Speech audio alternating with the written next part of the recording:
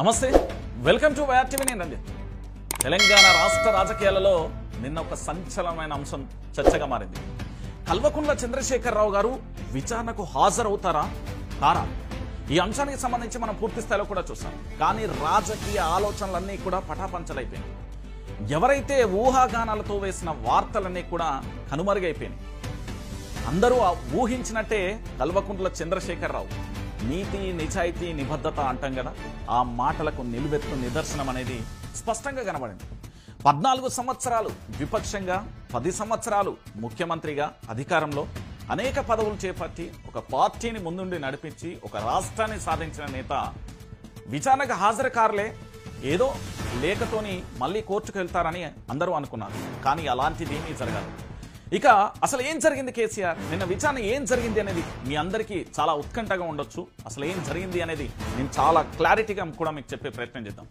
So మొత్తానికి తెలంగాణ రాష్ట్ర రాజకీయాలలో సంచలనమైన ఘట్టాన్ని మనం చూస్తాం కాళేశ్వరం కమిషన్ విచారణకు కేసీఆర్ హాజరైండు ఇది తెలంగాణ సమాజం మొత్తం చూసింది సో కేసీఆర్ కాళేశ్వరం విచారణకు సంబంధించి హాజరైన తరుణంలో వారు ఫామ్ హౌస్ నుంచి బయలుదేరే క్రమం నుంచి ఇక్కడ పూర్తి స్థాయిలో కూడా తెలంగాణ ఆడబిడ్డలు కానీ దాంతోపాటు పూర్తి స్థాయిలో కార్యకర్తలు కానీ బీఆర్ఎస్ పార్టీ నాయకులు కానీ అగ్రనాయకత్వం కానీ అందరూ కూడా ఏ స్థాయిలో కేసీఆర్ కోసం రణమై కదిలిలో మనం చూస్తాం సో మొత్తానికి కేసీఆర్ అక్కడి నుంచి బీఆర్కే భవన్కు చేరుకున్నారు దాని తర్వాత దాదాపుగా 50 నిమిషాల పాటు కేసీఆర్కు సంబంధించిన విచారణ జరిగింది ఆ 50 నిమిషాలలో కేసీఆర్ను ఏమేమి అడిగిళ్ళు కమిషన్ అడిగిన ప్రశ్నలు ఏంటి వాటికి సంబంధించి కేసీఆర్ ఏం చెప్పిండు అనేది ఒకసారి మనం లోతుగా కూడా మీకు వివరిస్తాం కాళేశ్వరంపై వివిధమైన రకరకాల ప్రశ్నలు అడిగిందండి బీసీ ఘోష్ కమిషన్ ఏదైతే ఉందో ఒక్క ప్రశ్నతో బోలే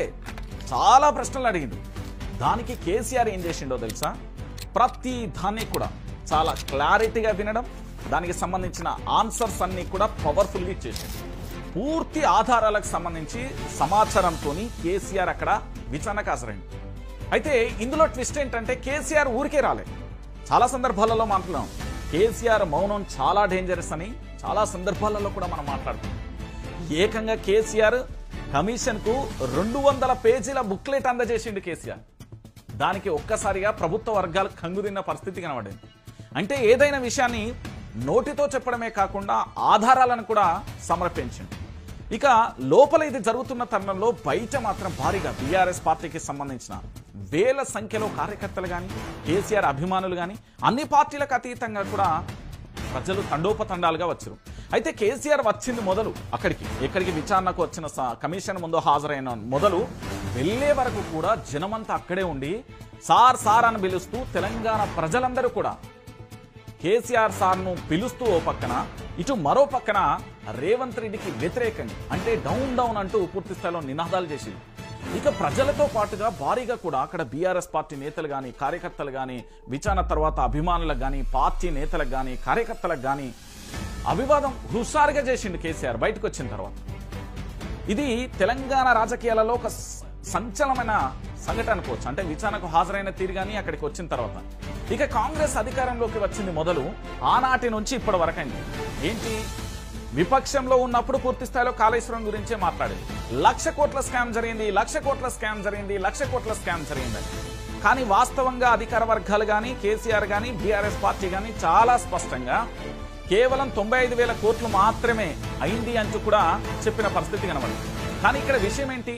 95,000 కోట్లే అయింది అంటూ ఏది పూర్తిగా కూడా కాగ్ రిపోర్ట్ కానీ ఇతరతర చాలా రిపోర్ట్లు చూడండి 95,000 కోట్లు మాత్రమే అయింది అంటే 1,00,000 కోట్లు అనే మాట బోగస్ కేవలం ప్రచార ఆర్భాటాల కోసం మాత్రమే చేసింది కానీ వీళ్ళు విపక్షంలో ఉన్నప్పుడు అధికారంలోకి వచ్చినప్పుడు పూర్తిగా కూడా ప్రాజెక్టు మీద నానా రకాలుగా కూడా బట్టగాల్చి మీదేసే ప్రయత్నం చేసింది అయితే ఈ ప్రాజెక్టు వ్యవహారం పూర్తి స్థాయిలో కూడా ఓ పక్కన కొనసాగుతూనే ఉంది అయితే ఆ విచారణకు సంబంధించి ఇప్పటికే పలువురు అధికారులకు సంబంధించి నీటిపారుదల శాఖ మాజీ మంత్రి తన్నీరు హరీష్ రావు ఆర్థిక మంత్రి ఈటల రాజేందర్ కూడా విచారణకు హాజరయ్యారు ఇదంతా బాగానే ఉంది కానీ ఇప్పుడు కేసీఆర్ కూడా తొలి ముఖ్యమంత్రి దాంట్లో ఒక బీఆర్ఎస్ పార్టీకి అధినేత కేసీఆర్ కూడా కాళేశ్వరం కమిషన్ ముందు విచారణకు హాజరైన సందర్భం భారతదేశ రాజకీయాలలో ఒక కుదిపేసింది ఈ సందర్భంగా ఇప్పుడు తెలంగాణ రాజకీయాలు ఒక్కసారిగా కూడా మొత్తం హాట్ టాపిక్గా మారిపోయినాయి, హీట్ ఎక్కినాయి.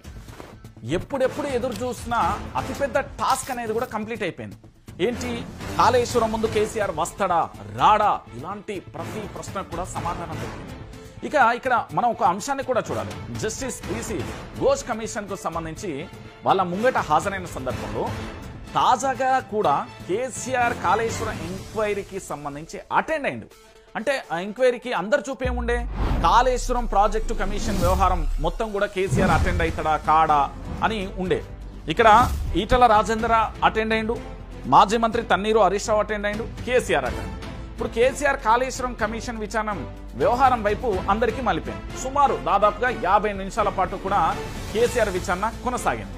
సో పూర్తి స్థాయిలో కూడా మనందరం కూడా చూస్తాం. అయితే కాళేశ్వరం ప్రాజెక్టుకు సంబంధించిన అంశాల మీద కమిషన్ కు కేసీఆర్ నివేదిక అయితే ఇచ్చింది కదా. కాళేశ్వరం పవర్ పాయింట్ ప్రెజెంటేషన్ కు కమిషన్ కు కేసీఆర్ అందజేసిండు. కమిషన్ అడిగిన ప్రతి ప్రశ్నకు ఆధారాలతో మొత్తం సమర్పించిండు. కమిషన్ అడిగిన అన్ని ప్రశ్నలకు కేసీఆర్ స్పష్టమైన సమాధానాలు ఇచ్చిండు. కాళేశ్వరానికి సంబంధించి ఈ కాళేశ్వరం ప్రాజెక్టు మీద పిసి ఘోష్ కమిషన్ డిఫరెంట్ గా అడిగిందండి. మల్టిపుల్ గా కూడా కేసీఆర్ ప్రశ్నలు అడిగింది. అయితే ప్రతిదానికి కేసీఆర్ సమాధానం ఇచ్చారు. దాంట్లో భాగంగా ఏదైతే సమాధానం పూర్తి సమాచారంతో కాళేశ్వరం పైగా 200 పేజీల బుక్లెట్ అందించిండు. చూడుది ఒక్కసారిగా రేవంత్ సర్కార్ కు దిమ్మ తిరిగి మైండ్ బ్లాక్ అయిపోయింది. ఏది పూర్తి స్థాయిలో పోకిరి సినిమాలో గక ఎవడు కొడితే దిమ్మ తిరిగి మైండ్ బ్లాక్ అవుతుందో ఆడే పండుగాడు అంటాడు కదా. ఎవరైతే విచారణకు హాజరైతారో ఆధారాలతో సమర్పిస్తే ఏం చేయాలో కళ్ళు బైర్లు గమ్మిపోయే పరిస్థితిలో రాష్ట్ర ప్రభుత్వం కుట్రలని కూడా ఛేదించింది. ఇంకా ఇంకొక వైపు కూడా చూద్దాం. మరోవైపు ఏం జరిగింది, హైదరాబాద్ లోని బీఆర్కే భవన్ మొత్తం పరిసరాలన్నీ కూడా ప్రజలు వచ్చిల్లా, కార్యకర్తలు వచ్చిల్లా, అభిమానులు వచ్చిల్లా. ఇక కేసీఆర్ అక్కడికి వచ్చింది వెళ్ళిపోయేదాకా జనం ఉన్నారా? కేసీఆర్ బయటికి రాగానే కేసీఆర్ని ఎట్లా పిలిచిలో చూసిరు కదా, రేవంత్ రెడ్డికి ఎట్లా వ్యతిరేకంగా నినాదాలు చేసిరో చూసిరు కదా, బీఆర్ఎస్ పార్టీ వచ్చిన తీరు చూసిరు కదా. ఈ విచారణ తర్వాత అభిమానులు కానీ వాళ్ళందరికీ కేసీఆర్ ఎంత స్పష్టంగా సంతోషంగా కూడా ఏంది వాళ్ళకి అభివాదం చేసిండో చూసిరు కదా. విచారణ తర్వాత బయటికి వచ్చిన తర్వాత నేరుగా తన కారులో ఎక్కి కూర్చున్నాడు కదా. ఆ పైన అక్కడ ఉన్న ప్రతి కార్యకర్తకైతే కేసీఆర్ అభివాదం చేసిండు కదా. కేసీఆర్ కారులోనే హరీష్ రావు కూడా వెళ్ళిండు కదా. ఇక కేసీఆర్ బయటికి రాగానే జై తెలంగాణ జై కేసీఆర్ అని పెద్ద పెద్ద ఎత్తున నినాదాలు పూర్తి స్థాయిలో కూడా ఏంది వినబడ్డ పరిస్థితి చూస్తాం కదా. ఇక మీకు ఇంకొక విషయం ఏంటంటే ఉదయం 9:30 సమయంలో ఎర్రబెల్లి నుండి కేసీఆర్ హైదరాబాద్కు బయలుదేరిందండి. సరిగ్గా 11 గంటలకు పొద్దుగాల 11 గంటలకు బీఆర్కే భవన్ కు చేరుకున్నాడు. కేసీఆర్ తో పాటు ఎవరెవరు వచ్చిర్రు ఈ విషయం కూడా ఒకసారి మనం లోతుగా పోతాం. కేసీఆర్ తో పాటు ఎమ్మెల్సీ మధుసూదనాచార్ వచ్చిండు, ఎమ్మెల్యేలు హరీష్ రావు వచ్చిండు, వేముల ప్రశాంత్ రెడ్డి వచ్చిండు, పద్మారావు గౌడ్ వచ్చిండు, బండారి లక్ష్మారెడ్డి వచ్చిండు, ఎంపీ మద్దిరాజు రవిచంద్ర వచ్చిండు, బీఆర్ఎస్ పార్టీకి సంబంధించి ఆర్ఎస్ ప్రవీణ్ కుమార్ వచ్చిండు, మహమ్మద్ ఆలీ కూడా భవన్లోకి వెళ్ళింది. కేసీఆర్ కు సంబంధించి 200 పేజీల బుక్లెట్ ఇవ్వడం, ప్రతి ఏదైతే వాళ్ళు అడిగిన పిసి ఘోష్ కమిషన్ అడిగిన ప్రతి దానికి కూడా క్లారిటీగా క్లియర్గా కూడా కుండ బద్దలు కొట్టి మొత్తం విచారణకు సంబంధించి చాలా క్లియర్గా చెప్పింది. కేసీఆర్ అనుభవం, కేసీఆర్ వ్యూహాత్మకం ఎవరికి కూడా అర్థం కావు. కేసీఆర్ రాజకీయం ఒకటే చూడాడు కదా. తల్లి కడుపులో ఉన్న పసిబిడ్డ కోసం ఆ తల్లి ఏ విధంగానైతే మదన పడుతూ మంచి ఆహారాన్ని తీసుకుంటూ అన్ని రకాలుగా ఆయురారోగ్యంగా ఉండి తన బిడ్డ కోసం పూర్తి స్థాయిలో కూడా ప్రసరించిన తర్వాత తన బిడ్డను మొదటిసారిగా చూసుకుంటే ఎంత ఆనందం అవుతుందో తెలంగాణ రాష్ట్రానికి సంబంధించి మనం ఆల్రెడీ ఉమ్మడి ఆంధ్రప్రదేశ్లో గోసపడ్డాం. మనం ప్రత్యేక రాష్ట్రం అయిపోయిన తర్వాత ఏది వలస బతుకులు మారాలి, ఇక్కడ ఏదైతే భూమి ఉన్నదో బీడు భూమి కాదు పచ్చని మాగానిగా మారాలి అనే ఒక లక్ష్యంతో కాళేశ్వరం ప్రాజెక్టు వచ్చింది. కాళేశ్వరం ప్రాజెక్టు ఒకటే అని చెప్పిండ్రా, దాని కింద ఎన్నెన్ని ఉన్నాయి ఎట్లెట్టగా ఇచ్చిండు అంతా చెప్పిండు కదా. అయినప్పటికీ కూడా కేసీఆర్ విచారణకు వస్తారా రారా ఇంకేం జరుగుతుందని ప్రభుత్వం చాలా కుట్రలు చేసింది. సో అన్నింటినీ ఛేదించి విచారణకు హాజరై 200 పేజీల బుక్లెట్ ఇస్తే ప్రభుత్వం సైలెంట్ అయిపోయిన పరిస్థితి. కేసీఆర్ గురించి ఇంకెప్పుడైనా చిల్లర మల్లర మాట్లాడితే మాత్రం బాగుండదు అంటూ హెచ్చరికలే వచ్చాయి. ఒక రకంగా చెప్పాలంటే కేసీఆర్ పవర్ఫుల్, కేసీఆర్ కు సంబంధించి రాజకీయాలతో సంబంధం లేకుండా వ్యక్తిగతంగా ఉద్యమ నేతగా ఆయన కోసం కదిలే ప్రతి అడుగు ఉంటది, ప్రతి చెయ్యి ఉంటది. ఇప్పటి వరకు జై తెలంగాణ అనే నినాదం ఈ తెలంగాణ రాష్ట్ర వ్యాప్తంగా వినక 17 నెలలైంది. ఒక్కసారి కేసీఆర్ బయటికి వస్తే మారుమోగింది. ఇది తెలంగాణ ప్రాంతం కోసం కేసీఆర్ చేసేది. సో మొత్తానికి విచారణకు హాజరైండు అధినేత కేసీఆర్. సో చాలా క్లారిటీగా కూడా ఈ వీడియో మీకు అందించడం జరిగింది. ప్రతి ఒక్కరు కూడా షేర్ చేయండి ఈ వీడియో.